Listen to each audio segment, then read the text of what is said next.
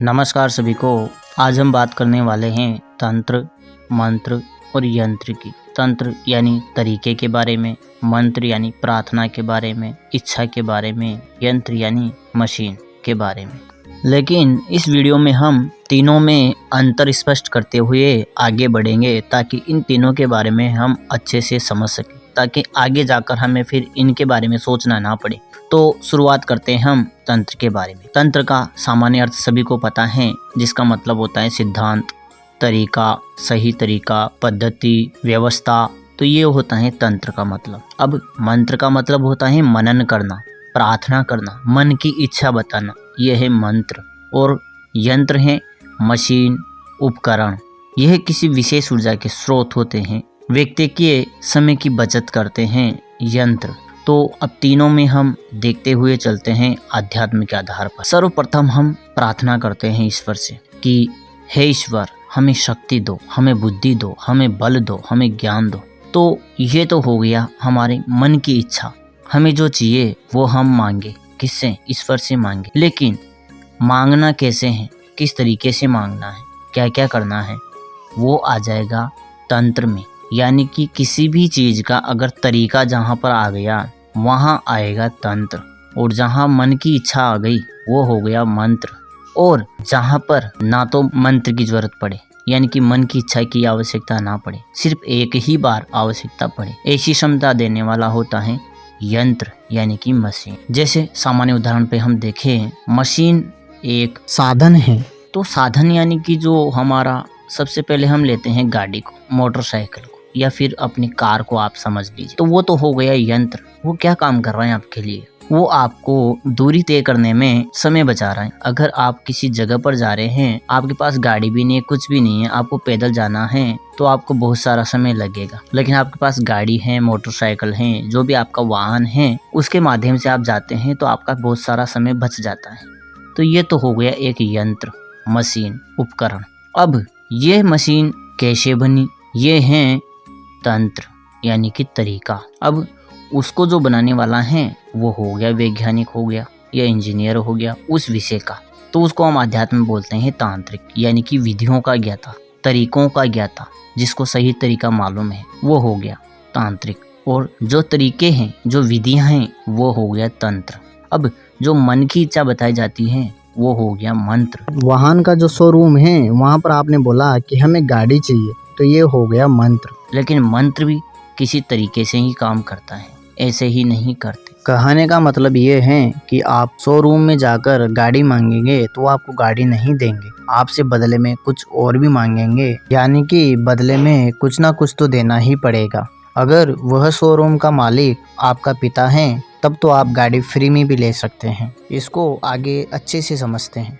हाँ, अगर आप भक्ति मार्ग में हैं तो वहाँ पर ना तो आपको तंत्र की जरूरत पड़ती है और ना ही यंत्र की जरूरत पड़ती है। लेकिन इसका भी अगर रहस्यार्थक समझा जाए ना, तो हमारे समक्ष जो प्रतिमा है, जो मूर्त है, वो भी एक यंत्र का काम करती है, यानी कि वह भी एक यंत्र है। वहाँ पर आप बस मांगो और आपका पूरा हो ही जाता है। वो है भक्ति मार्ग। भक्ति मार्ग ना तो कोई तर्क कर सकता है, इतना सा है। और शक्ति मार्ग में व्यक्ति तर्क कर सकते हैं, तर्क का उत्तर दे सकते हैं। लेकिन भक्ति मार्ग में तर्क का उत्तर नहीं दिया जाता है, क्योंकि अगर तर्क किया जाए तो ये शक्तियाँ काम नहीं करती हैं। यहाँ पर केवल श्रद्धा, भक्ति और विश्वास रखना पड़ता है। शक्ति मार्ग में व्यक्ति चीजों को प्रमाणित कर सकता है, जबकि भक्ति मार्ग में प्रमाणित करने पर वह विफल हो जाती है और व्यक्ति हंसी का पात्र बन जाता है। जैसे अगर मान लो हमें हनुमान जी को बुलाना है तो वो 6-7 बंदर एक साथ भेजेंगे अगले दिन, लेकिन हम किसी को प्रूव करना चाहते हैं तो वो नहीं आते हैं। तो ये था दोनों में थोड़ा सा अंतर, भक्ति मार्ग और शक्ति मार्ग। शक्ति मार्ग का मतलब है व्यक्ति को सक्षम बनाना, व्यक्ति ही सक्षम है,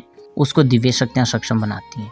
शक्ति मार्ग का मतलब है किसी चीज के रहस्य को जानना, किसी चीज की छानबीन करना, किसी व्यक्ति वस्तु का पोस्टमार्टम करना, उसके जड़ तक जाना, जड़ को जानना, कारण को पता लगाना, परीक्षण करना, यह है शक्ति मार्ग। तो ये तो हो गया शक्ति मार्ग, यानी कि अपनी क्षमताओं को बढ़ा देना। और भक्ति मार्ग है कि अपनी क्षमताएं तो बढ़ती हैं लेकिन हमें पता नहीं होता उनका उपयोग कैसे किया जाए, कैसे उनको काम लिया जाए। ये होता है भक्ति मार्ग, जहाँ पर ईश्वर ही हमारी प्रार्थना को स्वीकार करते हैं, जिसको हम मानते हैं वो हमारी इच्छाओं को पूरा करते हैं, वो हो गया भक्ति मार्ग। यानी कि अगर दोनों ही मार्ग को सरल तरीके से समझा जाए ना, तो सीधा सा अर्थ है कि इन दो तत्वों को मिलाने से आग लग जाती है। इसको जो मान लेगा वो भक्ति मार्ग है, और जो न मानकर दोनों को मिलाकर देखेगा और फिर आग लगेगी तब वो मानेगा, ये हो गया शक्ति मार्ग।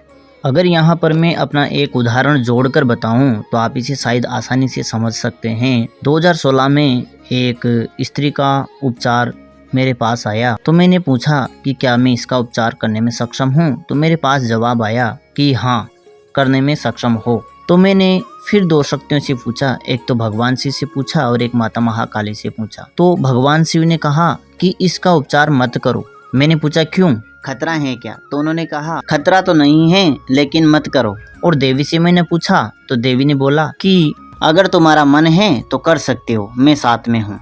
और जब उपचार किया तो बहुत कुछ कांड हुआ था। तो ये होता है भक्ति मार्ग और शक्ति मार्ग। भक्ति मार्ग का सीधा सा अर्थ है कि जो कहा गया है उसे चुपचाप मान लो, जबकि शक्ति मार्ग का उद्देश्य होता है कि मान सकते हो, अगर आपको नहीं मानना है तो आप उसे करके देख सकते हैं, यानी कि रिजल्ट को देख सकते हैं, कारण का पता लगा सकते हैं कि आखिर मना क्यों किया गया है। ये होता है एक प्रकार से शक्ति मार्ग, जिसमें आपको रोक टोक नहीं लगाया जाता। भक्ति मार्ग में आप अंगुली नहीं उठा सकते, यानी कि बच्चे से बोला कि वो आग है उसमें अंगुली मत करना, हाथ जल जाएगा।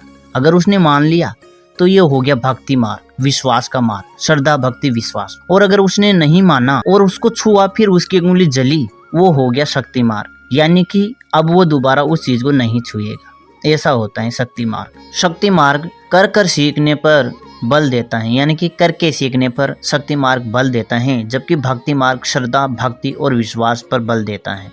तो शक्ति मार्ग में बहुत खतरे भी होते हैं, भक्ति मार्ग सबसे बढ़िया मार्ग है। भक्ति मार्ग में किसी भी स्थान समय आदि की कोई भी जरूरत नहीं है, आप किसी भी जगह पर उसको बोल सकते हैं, याद कर सकते हैं। यहाँ तक कि आप अपवित्र अवस्था में भी है ना तो भी भगवान का नाम ले सकते हैं। ये होता है भक्ति मार्ग। ना यहाँ पर किसी विशेष समय की आवश्यकता होती, किसी भी समय आप उन्हें याद कर सकते हैं, उनसे प्रार्थना कर सकते हैं। यहाँ तक कि आप बाथरूम कर रहे हैं तो उस समय भी याद कर सकते हैं। भक्ति मार्ग का सीधा सा संबंध है कि आप किसी से प्रेम करते हैं तो उसको आप कहीं पर भी याद कर सकते हैं। यह है भक्ति मार्ग का तरीका। लेकिन शक्ति मार्ग का तरीका ऐसा नहीं है। शक्ति मार्ग में आपको योग्य बनने के लिए नियमों पर बंधना पड़ता है, आपको अनुशासन में रहना पड़ता है। यह है शक्ति मार्ग। तो ये जो प्रार्थना है वो भक्ति मार्ग में आपको बस प्रार्थना करनी होती है, ना इसमें तरीके की आवश्यकता होती है, ना ही आपको किसी चीज की आवश्यकता होती है। बस आपने बोला और पूरा हो गया, ये हो गया भक्ति मार्ग, यानी कि भगवान आपकी इच्छा को पूरा करता है या मनोकामना को पूर्ण करते हैं। अब आता है शक्ति मार्ग। यहाँ पर हम शक्ति मार्ग की ही बात कर रहे हैं। तो आपको तरीके की भी आवश्यकता पड़ेगी। आप प्रार्थना करने, प्रार्थना यानी कि आप मंत्र जप कर रहे हैं, तो उसमें किस तरीके से करना चाहिए,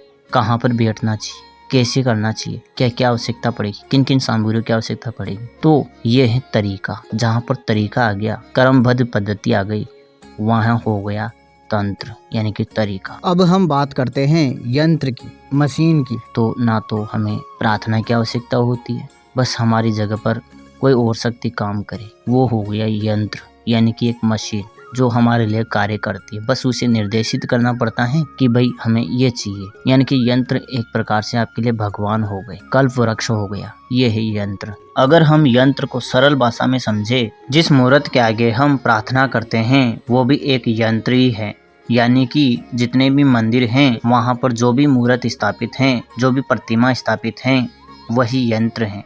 अगर बात इस भौतिक जीवन के महायंत्र की जाए तो जो ज्योतिर्लिंग हैं, जिसको अधिकतर व्यक्ति शिवलिंग बोलते हैं, वही इस दुनिया का महायंत्र है। उसके आगे हम जो भी प्रार्थना करते हैं वह सुन ली जाती है, तो वह भी एक यंत्र का ही कार्य करती हैं। तो आप समझ चुके होंगे यंत्र, मंत्र और तंत्र में अंतर, शक्ति मार्ग और भक्ति मार्ग में अंतर। शक्ति मार्ग और भक्ति मार्ग में से भक्ति मार्ग ही सर्वश्रेष्ठ है। भक्ति मार्ग शांति का मार्ग है, जबकि शक्ति मार्ग युद्ध और शांति का मार्ग है।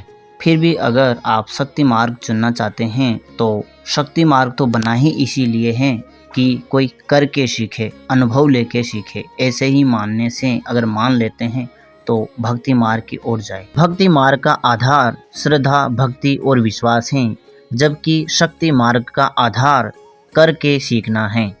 अगर हम हमारी बात करें तो 2004 से 2014 तक यानी कि 10 वर्ष तक हम भक्ति मार्ग में रहे, जिस दौरान हनुमान जी हमारे इष्ट देव रहे।